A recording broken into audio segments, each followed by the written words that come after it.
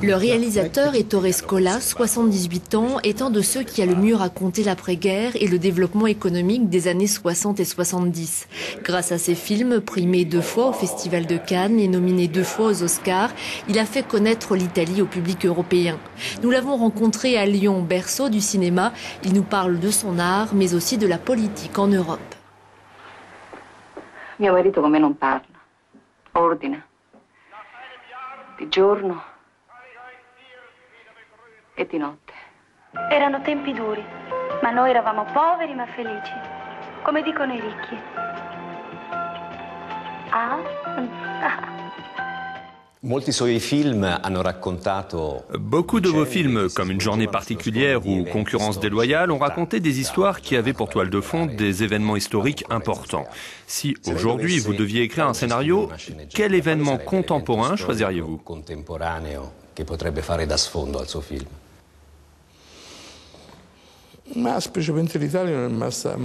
L'Italie n'a jamais été avare avec les auteurs.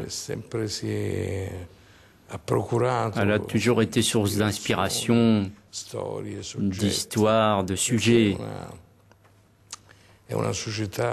Parce que c'est une société peu banale, absolument pas neutre, pleine de défauts, de valeurs négatives. Je crois qu'aujourd'hui, j'aurais fait un film sur la crise économique et aussi sur les séismes, qui ne sont pas seulement des événements naturels. Ils sont aussi dus à la mauvaise gestion publique, à la malhonnêteté des constructeurs, des juges. Ce sont donc des sujets intéressants pour faire des films.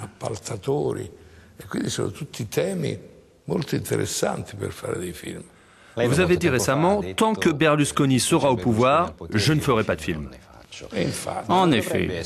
Mais ne doit-on pas plutôt exprimer ses propres idées quand on ne partage pas celles de la classe dirigeante? Malheureusement, le cinéma ne ressemble pas au travail de l'écrivain ou du peintre, qui peut dire ce qu'il pense, même sans contribution financière extérieure.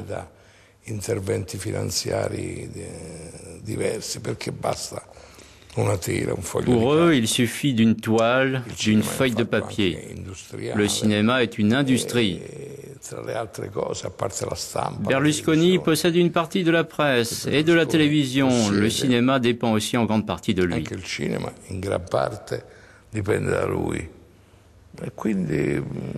Et je ne suis pas prétentieux au point de penser que ma voix doit continuer à se faire entendre, car elle est nécessaire et indispensable. Non, je préfère que ce soit les jeunes qui le fassent.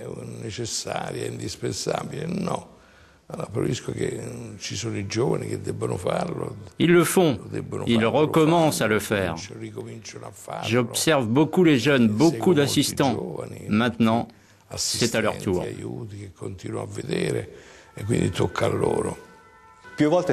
On a souvent parlé d'un film que vous auriez au fond d'un tiroir et qui s'appellerait Un dragon en forme de nuage, si je ne me trompe pas. Une idée qui, semble-t-il, avait plu à Gérard Depardieu. Verrons-nous un jour ce film? Non, je devais justement faire ce film avec Gérard Depardieu. On était d'accord sur tout, le scénario était fait, il était beau. Tout était prêt, mais il devait être produit par Berlusconi, et ça... Je crois que pour pouvoir travailler, peu importe le métier, même le menuisier doit être en harmonie avec son client.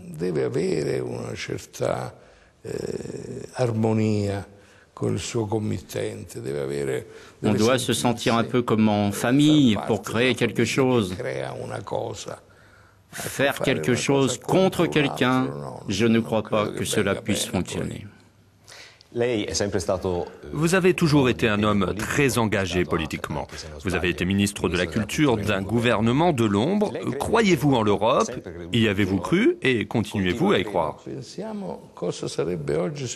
Que serait aujourd'hui notre continent s'il n'y avait pas eu l'Europe?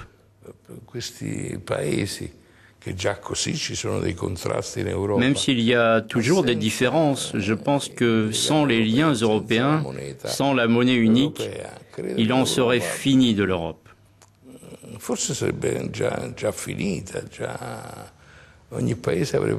Les pays en auraient payé le prix fort. L'Union européenne est en train de s'élargir justement parce que toujours plus de pays comprennent que pour aller de l'avant, il faut progresser tous ensemble.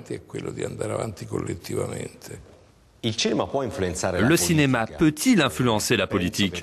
Je pense par exemple au film Le Caïman de Nanni Moretti, mais aussi à Welcome qui récemment en France a soulevé un grand débat. Je ne crois pas que le cinéma puisse transformer la réalité ou modifier ce qui se passe. Je ne crois pas non plus qu'il soit facile de modifier la politique.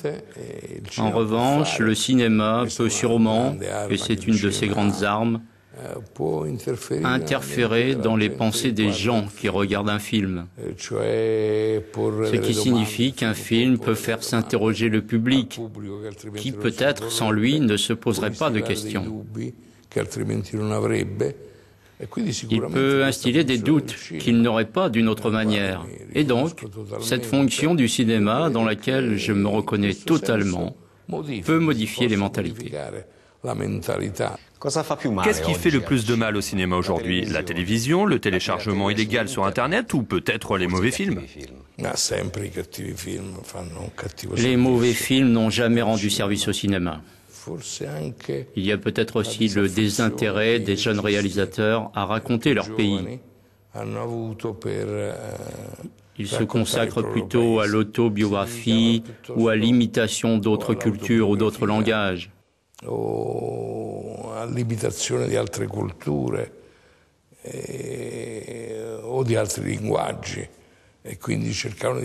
Et donc ils cherchent à faire des films qui peuvent marcher aussi pour la télévision, parce que la télévision peut les aider à les produire. Mais il faut dire que ces dernières années, les choses se sont un peu inversées. En ce qui concerne le cinéma italien, il me semble que les réalisateurs ont retrouvé le goût, le plaisir de raconter l'Italie. Et dans des films comme Il Divo ou Gomorra, et dans d'autres qui sont sortis, on retrouve à nouveau le visage de l'Italie à travers le cinéma. Aux derniers Oscars, Slumdog Millionnaire a tout raflé. On peut dire qu'il s'agit d'une nouvelle génération de films. Il a été produit par des Européens, mais c'est une histoire à l'indienne, Bollywood. On assiste peut-être ici à un cas de mondialisation du cinéma ou de la culture cinématographique. Pensez-vous qu'il existe des risques vis-à-vis de ce phénomène? Les risques qui sont inhérents à la mondialisation. La mondialisation peut avoir des objectifs nobles et utiles, comme l'égalité, une meilleure distribution des richesses et des responsabilités.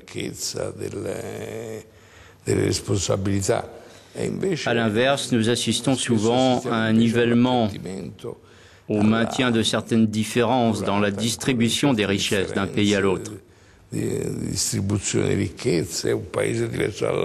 C'est difficile de dire que Slumdog est un film indien.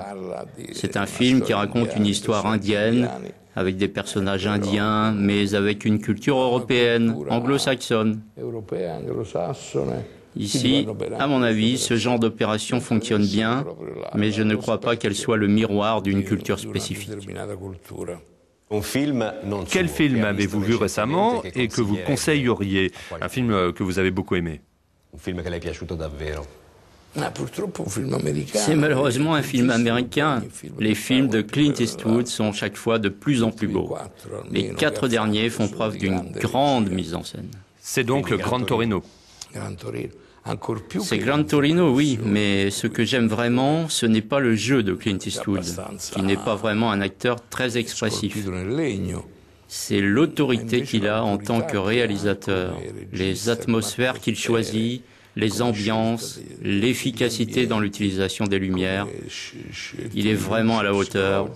C'est un grand monsieur. Grazie. Grazie a lei.